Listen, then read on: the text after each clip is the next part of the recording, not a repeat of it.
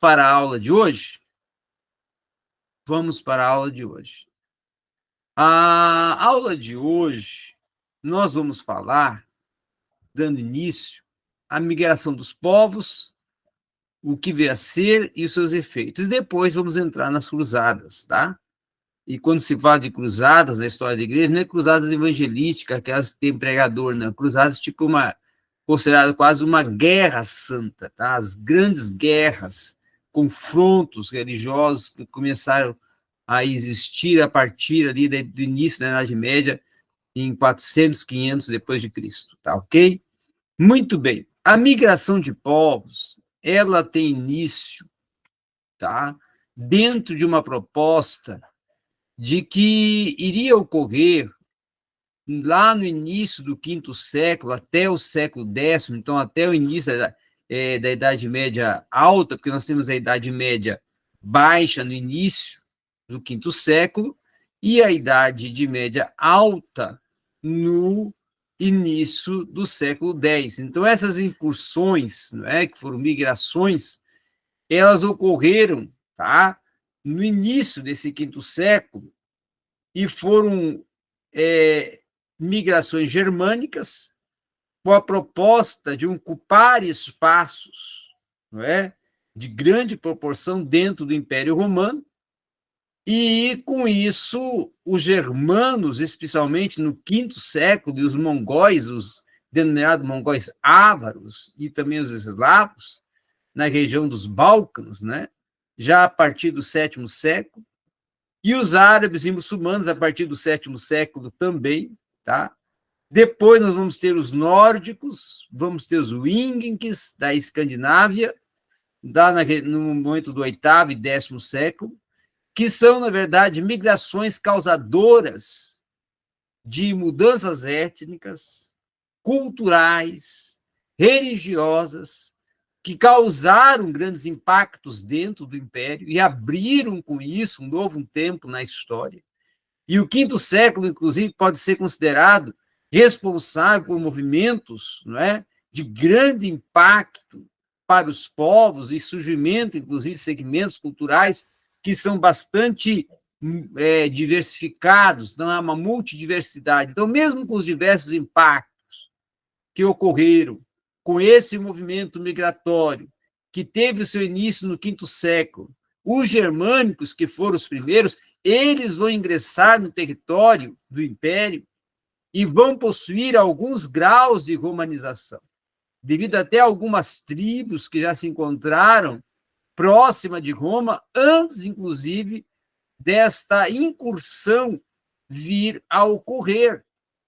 Mas isso não podemos considerar também de que não veio a ocorrer migrações que geraram fatos controversos que proporcionaram confrontos e conflitos, e esses confrontos e conflitos foram resultadores, com o tempo, de pressões, de movimentos de pessoas oriundas da Ásia, de fora da Ásia Central, então estrangeiros, não é?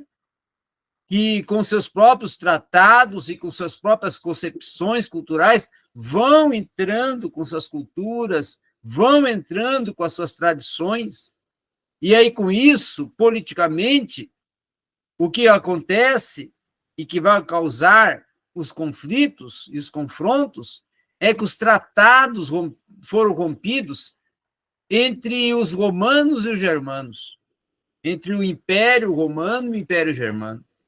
E o Império Germano seria quem? Os europeus, os alemães, né?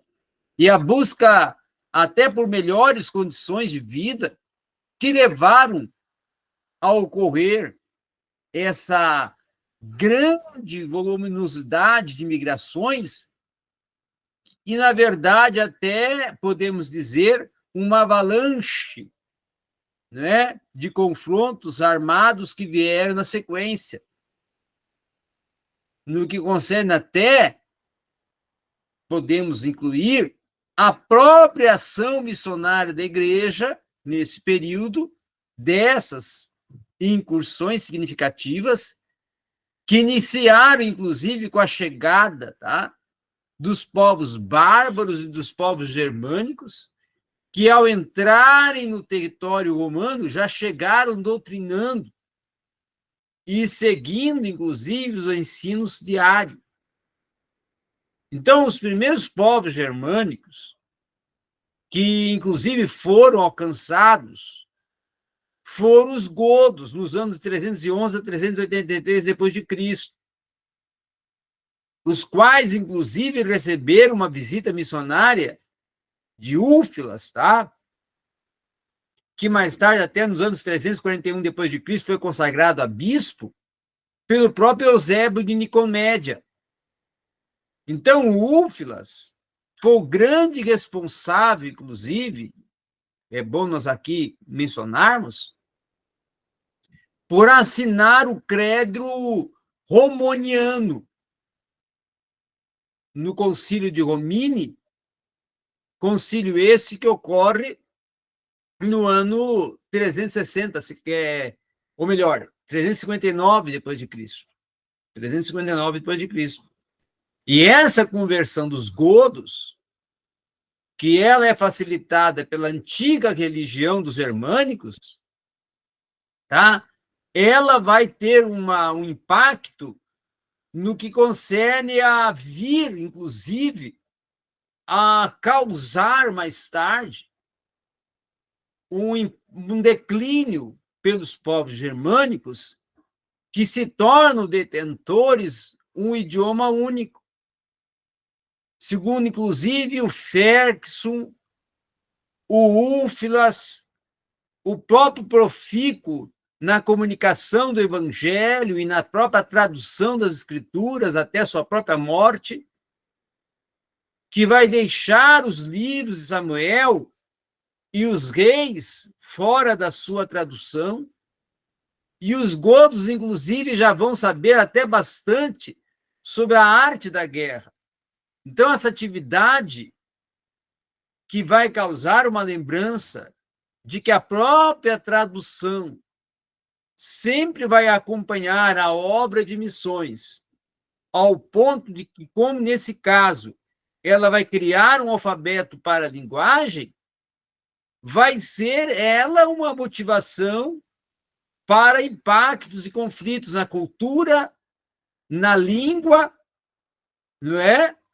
Porque aí há um acréscimo, né, de línguas, de etnias, de culturas, de tradições, de práticas, de costumes, que agora vai ocorrendo em decorrência dessa migração que está acontecendo na região que o Império, que é a Palestina, que o Império Romano, não é, estava ali tomando o seu controle. E agora, quando ele perde, ele vai perdendo o seu espaço a partir desse momento de migração, não é? Se encaminhando aí para a conquista mais tarde, que ocorre por parte dos romanianos,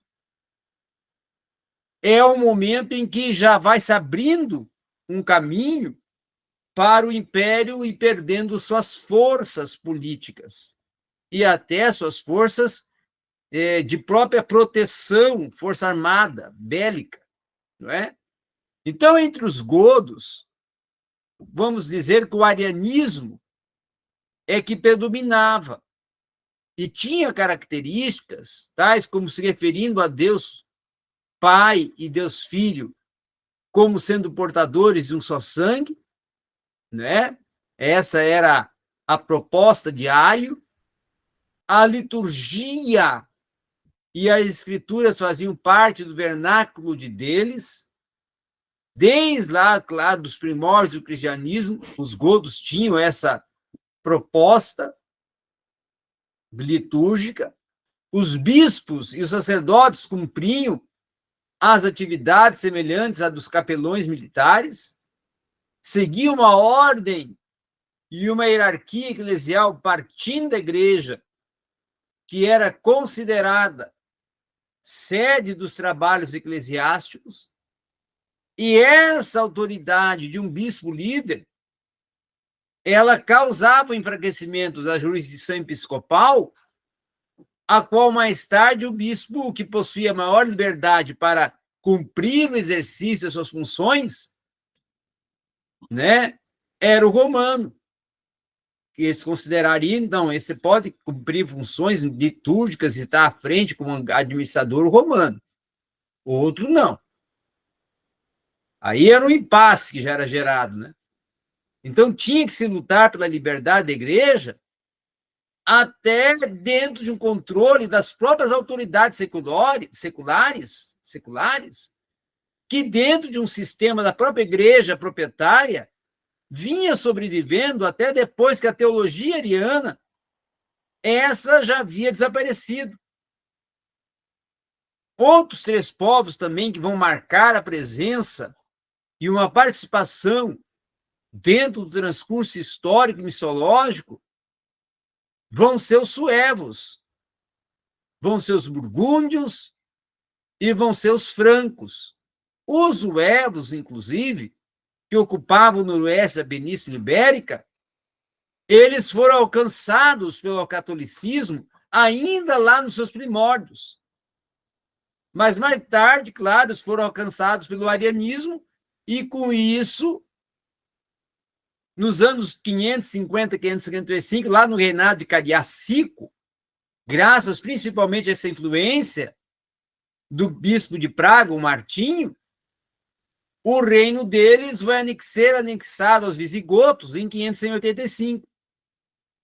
Então, os burgúndios, que se encontravam localizados dentro da parte central superior do rio Ródano, eles estavam divididos entre aqueles que eram católicos e que seguiam e professavam o arianismo, e mais tarde também o próprio reinado burgúndio, que foi conquistado pelos francos no ano 534 d.C., e os francos, assim, já eram considerados, dentre os povos germânicos, os que menos vinham a transitar, estando estabelecidos de forma quase definitiva no norte da França, nos seus primórdios, em que estavam imergidos no paganismo, vindo esses a ser alcançados pelo catolicismo somente no reinado de Clovis, nos anos 466 a 511 depois de Cristo. Tá? Já os ostrogodos, que vão surgir com a vitória dos godos orientais, que eram liderados por Teodorico, né, e que em 493 vão vencer de forma definitiva a Carlos Magno e vão se tornar os mais importantes líderes dos novos reinos bárbaros, segundo até podemos dizer que o Teodorico vai fazer de Ravenna sua capital, e ele era um ariano e, ao mesmo tempo, era um bárbaro, mas apoiava a cultura bizantina. Tá? Então, ele acaba, pessoalmente, sendo tolerante aos seus súditos católicos, mas uma tolerância muito superficial. E o seu reinado, que ocorria em 493 a 526, ele vai trazer um último florescimento dessa velha cultura romana no Ocidente, aonde o reino ostrogodo vai continuar até 553, quando o Justiniano vai retomar grande parte da Itália para poder, assim, sobrevir o domínio do Império Bizantino. E aí, com isso, vai ocorrer o renascimento cultural, tá? Que ocorre ali nos anos 493 a 553, que é chamado até o verão indiano da antiguidade cristã. Tá? Então, os ostrogodos, que foram marcados por alguns fatos e participações importantes, como a de Boécio, não é? Que teve também uma tradição por parte do escolasticismo, que teve destaques, como a obra do Cassiodoro, denominada institutos de leitura divinas e seculares, tá? Então, essas obras, como o próprio Dionísio, que também foi conhecido como Dionísio Exíguo, que foi responsável, inclusive, pela tradução dos cânones da igreja para o latim, vai ter um grande contributo com a cultura deste período. E em razão, inclusive, de ser o responsável por introduzir um sistema de datação que estava baseado na era cristã, irá iniciar com a vinda de Cristo, surgindo essa e propondo essa até uma sigla denominada Anno Domini, em que vai ter a grande participação de Dionísio, como Ferguson vai propor, que é um erro de cálculo da data de nascimento de Jesus com o próprio cálculo contemporâneo. Isso até podemos colocar que vai se estender a um tempo considerado bastante expressivo. Então, os lombardos, lá no ano 568 depois de Cristo, eles foram os grandes responsáveis, tá, por romper de forma definitiva com a fronteira do norte do Império de Justiniano e conseguir, com isso, entrar na Itália.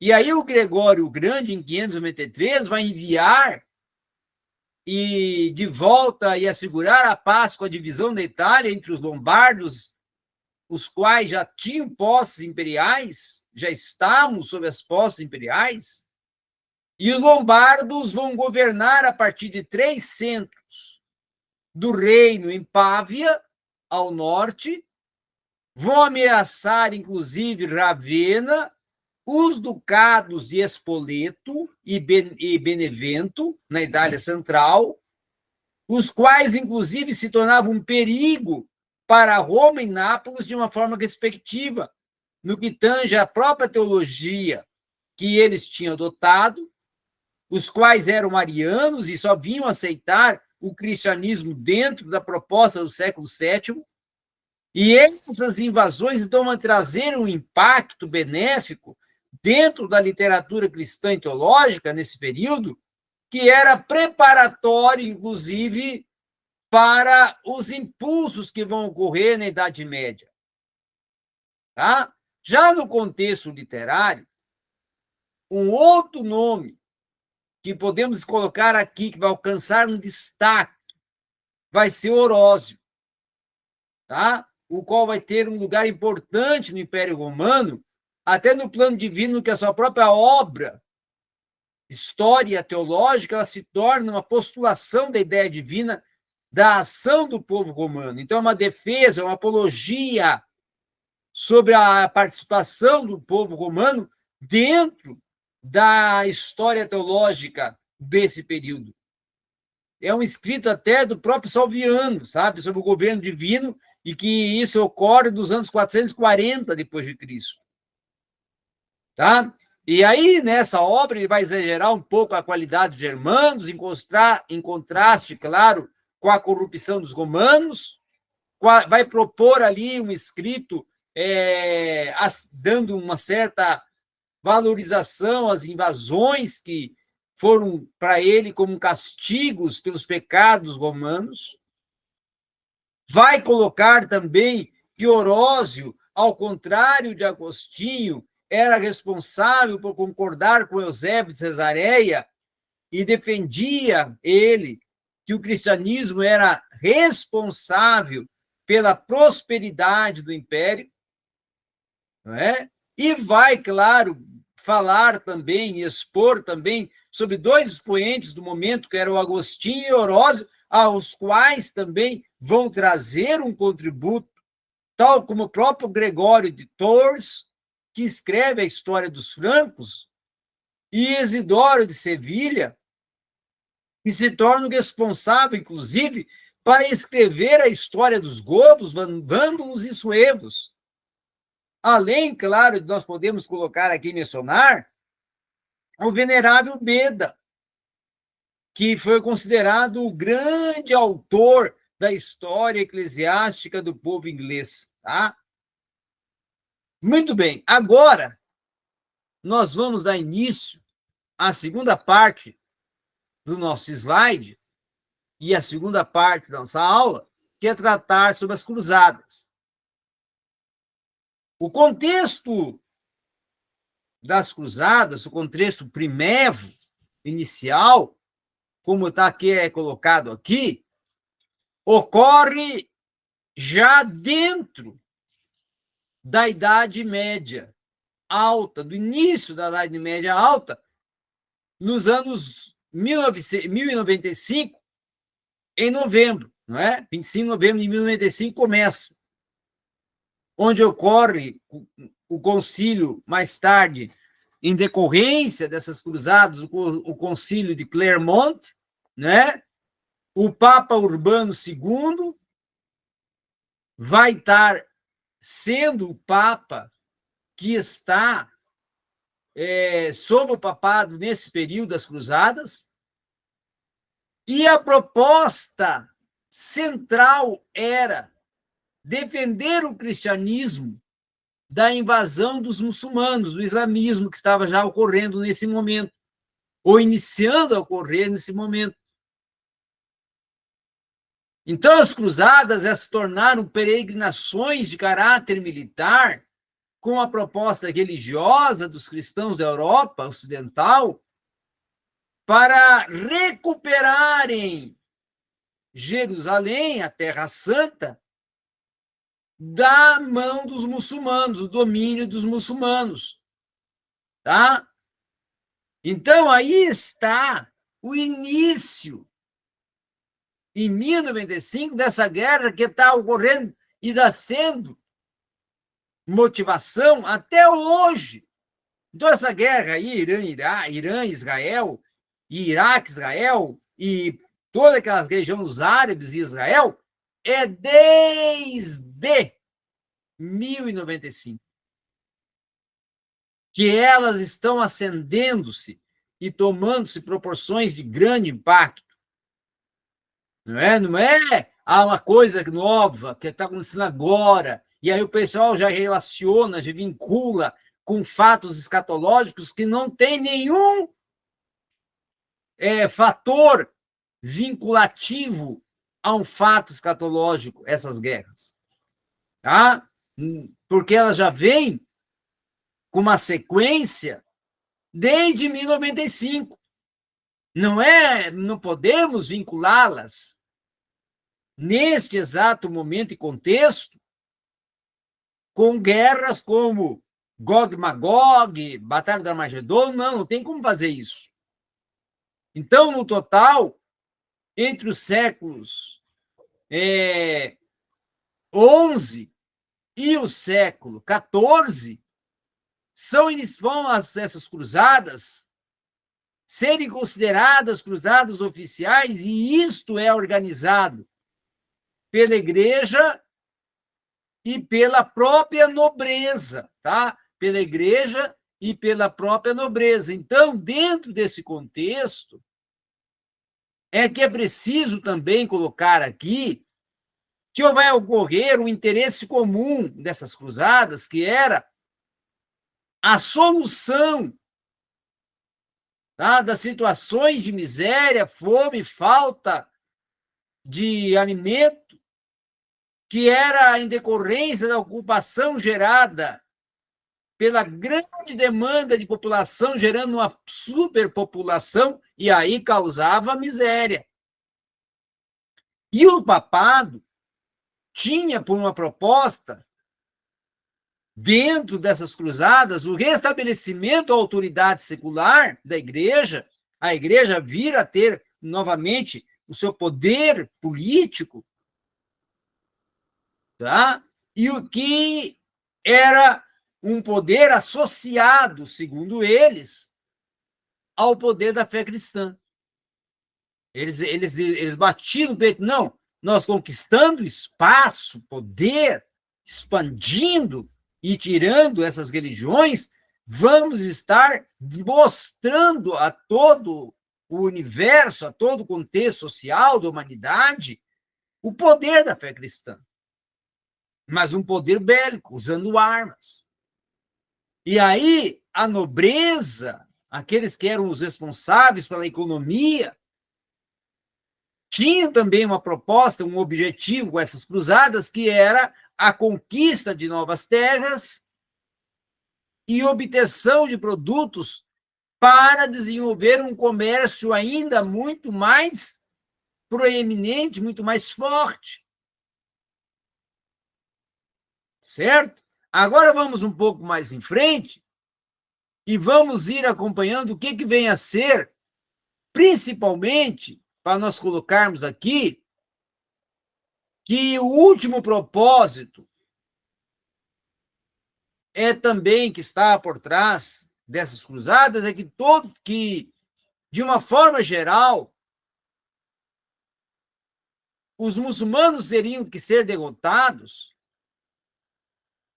para poder até o cristianismo mostrar o seu poder, mas um poder conquistado à força, a armas. E aí passam-se 3 cruzadas de brigas, de guerras, de confrontos, e na 4ª cruzada vai ocorrer uma breve união entre as igrejas gregas e latinas, tá? E essa união vai ser promovida de uma forma forçada, porque vai causar-se mais tarde até um desentendimento entre essas 2 igrejas, vindo por parte dos gregos. E aí Jerusalém, que é o território de Israel, vai estar sob o poder preeminente dos cristãos durante esse período. E, com isso, as peregrinações à Terra Santa vão ficar cada vez mais populares. Por quê? Porque o cristianismo retoma o poder de Jerusalém e também o seu domínio. E aí estabelece ali a sua capital. E aí, com isso, tem a questão da turística, econômica, cultural, não é? E até podemos colocar aqui cristã, que é utilizado no aspecto mercantil, mercadológico, aqui que esse comércio de visita à Terra Santa inicia-se.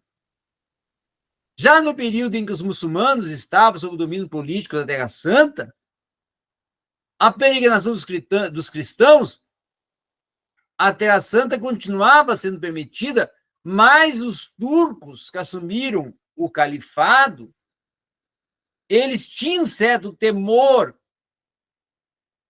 porque muitos cristãos consideravam que iriam morrer ao caminho, temendo os turcos. Então, os turcos sabiam que havia um medo. Então, a existência até de peregrinos armados, que eles pensavam e consideravam, não muitos desses cristãos que estão vindo aqui peregrinar, estão vindo armados, para até virem a reivindicar a conquista da Terra Santa e aprisionar a nós, matando-nos e nos exterminando.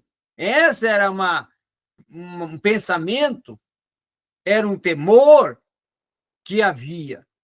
E aí essas guerras santas vão iniciar a ser defendidas, inclusive entre o próprio clero, no tempo do Papa Leão IX, que vai marchar à frente das tropas como um guia espiritual do exército, em uma guerra, inclusive, que é proclamada contra os normandos. Então, muitos cristãos que vão tentar expulsar os mouros da Espanha e vão contar com o apoio da igreja, a bênção do Papa, tá? Vão chegar, inclusive, a reivindicar territórios conquistados como sendo esses territórios de propriedade da igreja. E a primeira e a segunda cruzada, que vão ocorrer dentro do período do Império de Urbano II, a primeira com a proposta do imperador Bizâncio Aleixo, que queria o apoio dos soldados romanos contra os turcos, e a segunda já procurando ter o apoio dos nobres, com o propósito de ampliar, não é, as suas conquistas também no universo econômico. Então, em razão da influência positiva que o Papa teve na primeira cruzada, tá? Aí agora começa a entrar a questão dos pregadores, aí cruzadas vinculadas a aquelas com contexto já evangelístico, né? Aquelas cruzadas que nós vemos a partir vamos colocar aqui do século XIX, né? Então, essas cruzadas, nesse momento, a partir com o sucesso que ocorre na primeira cruzada, o Papa vai promover um estímulo de alguns pregadores que atuavam com a proposta de convocar os soldados e o povo para guerrearem nas cruzadas. Tá? Então, o mais famoso, inclusive, desses pregadores, segundo eles, foi Pedro o Ermitão, não Pedro o Apóstolo, Pedro o Ermitão, cujo manto de lã grosseira as multidões tentavam beijar. E a sua pregação, inclusive, era bastante, vamos dizer, corajosa, estimulante e fervorosa para incitar o povo para a guerra. E aí Pedro, o ermitão, com a influência que tinha alcançado e contando com muitos seguidores, ele vai decidir ir em direção da Alemanha com seus discursos, para recrutar mais seguidores, depois com o mesmo objetivo até, inclusive, de seguir ele para o território dos húngaros, não levando, assim, as provisões que teria ele de sustentar-se com que viesse a se tornar um país mais tarde, e aí vai chegar uma guerra com grande espaço de combate, de confronto, de conflito, e de húngaros, de búlgaros, não é? Que dentro desse Império Bizantino vão estar associados com todos os árabes, com os turcos principalmente também, montando assim um grande exército, certo? E aí muitos soldados de Cristo, em contrapartida, que decidiram se voltar contra os judeus, e aí liderados pela Alemanha, não é? Vão tomar parte, como o próprio Godofredo de Bouillon, que era o comandante de soldados, os franceses, que eram liderados por Raymond Saint-Gilles, outro grupo de franceses pelo Hugo de Vermandois, e os normandos do sul da Itália vão seguir a Boimundo, a Tancredo, aos nobres da região, para poder unir-se a exércitos principais com o intento de chegar até Constantinopla. Tá? Então, nós vamos ver que essas cruzadas, elas vão tomar uma proporção muito grande e vão ser brigas, guerras bilaterais, envolvendo, em determinado momento, outros países da Europa, como Alemanha e França, que vão se levantar em favor do islamismo e contra o judaísmo. E também os próprios cristãos mais tarde, isso já no século XIX, não é? Vai ter a própria França, a própria Alemanha,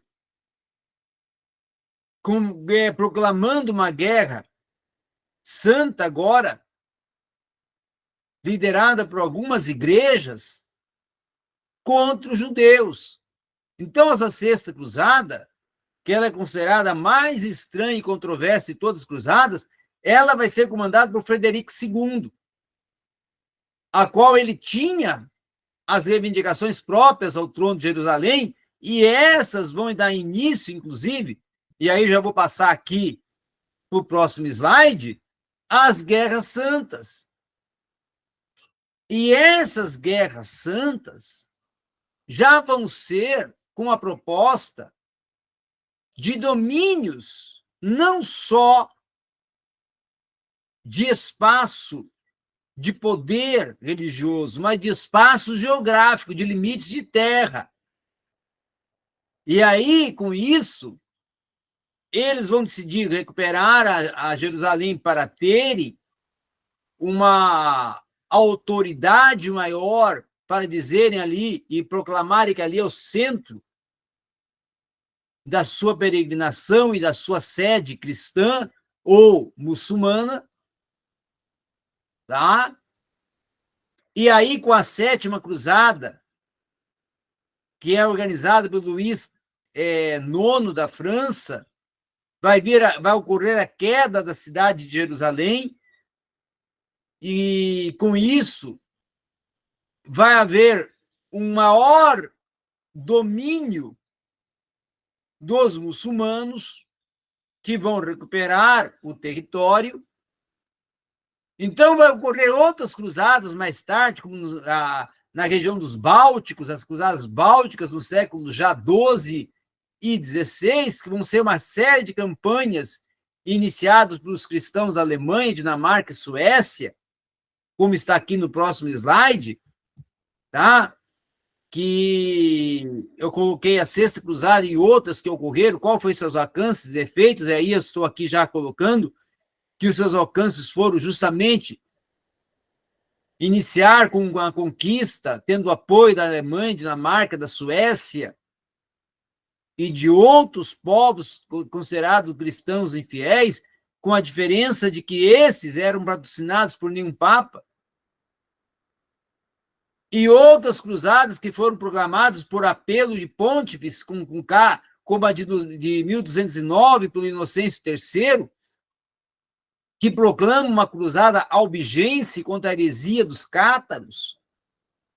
Depois, mais tarde, vai ter uma proposta dentro dessa cruzada dos albigenses de conquistar a França, né? Expandindo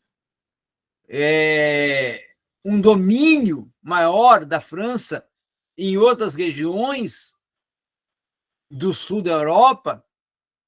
Então, podemos concluir que esse movimento de cruzadas, esse movimento de incursões, esse movimento também de guerras santas,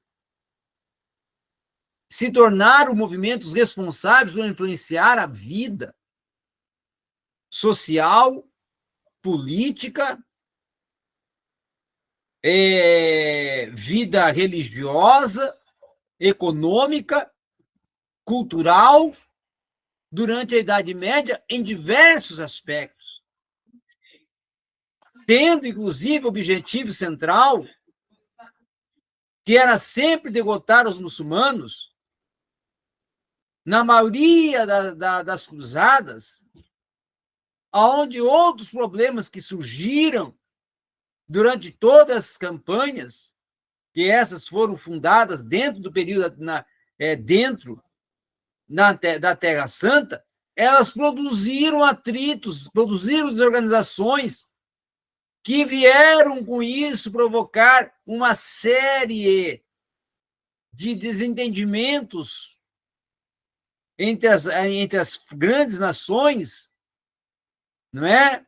Permitindo derrota para os muçulmanos em grande potência, porque havia maior estrutura bélica ao lado dos cristãos do que ao lado dos muçulmanos, por causa da motivação e da liderança papal que tinha e gozava de uma influência de grandes potências europeias. E, na verdade, com isso, muitos cristãos vão levar suas diferenças para as cruzadas e também até para os estados cristãos, aonde vão tornar muitas cruzadas dessas uma guerra, como até hoje ocorre, e até hoje de interesses pessoais. Ok? Então, essa que é a verdade dessas guerras. Esses que são os efeitos gerais. Guerras, conflitos, destruição de pessoas e povos, cidades, com o único fim: os interesses pessoais dos que estão à frente, dos líderes.